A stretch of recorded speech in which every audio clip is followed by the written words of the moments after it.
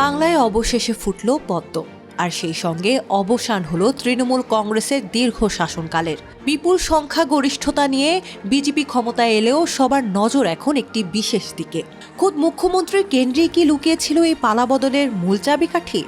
আর মমতাকে হারিয়ে কে বসতে চলেছেন বাংলার পরবর্তী মুখ্যমন্ত্রীর মসনদে? খোদ নিজের ঘর ভবানীপুরে এবার 15,105 ভোটের বড় ব্যবধানে পরাজয় বরণ করেছেন মমতা বন্দ্যোপাধ্যায়। এই কেন্দ্রে বিজেপির শুভেন্দু অধিকারী পেয়েছেন 73,917টি ভোট, যেখানে মমতার ঝুলিতে এসেছে মাত্র 58,812টি। এই হার শুধু একটি আসনের হার নয়, এটি হয়ে দাঁড়িয়েছে পুরো রাজ্যে তৃণমূলের বিপর্যয়ের এক বড় প্রতীক। রাজ্যের 293টি আসনের মধ্যে 206টিতেই জিতে এক ঐতিহাসিক বিজয় ছিনিয়ে নিয়েছে বিজেপি। অন্যদিকে তৃণমূল কংগ্রেস আটকে গেছে মাত্র 81টি আসনে। অভাবনীয় ব্যাপার হলো মালদা, মুর্শিদাবাদ, হাওড়া বা বীরভূমের মতো মুসলিম অধ্যুষিত এলাকাগুলোতেও এবার অনায়াসে জয় পেয়েছে গেরুয়া শিবির। মুখ্যমন্ত্রীর দৌড়ে স্বাভাবিকভাবেই এখন সবচেয়ে এগিয়ে রয়েছে শুভেন্দু অধিকারী। নন্দীগ্রাম এবং ভবানীপুর দুই কেন্দ্রেই তার এই অভাবনীয় জয়ে তাকে দলের শীর্ষ নেতৃত্বের কাছে এক বিশেষ উচ্চতায় পৌঁছে দিয়েছে।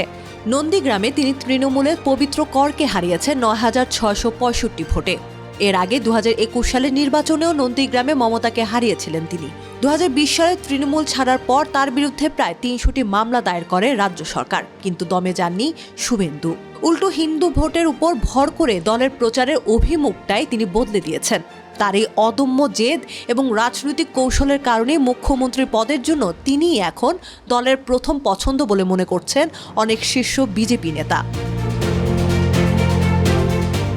গত 2 এপ্রিল যখন শুভেন্দু ভবানীপুর আসন থেকে মনোনয়ন জমা দেন, তখন খোদ কেন্দ্রীয় স্বরাষ্ট্রমন্ত্রী অমিত শাহ তার পাশে থেকে পুরো দলের সমর্থনের বার্তা দিয়েছিলেন।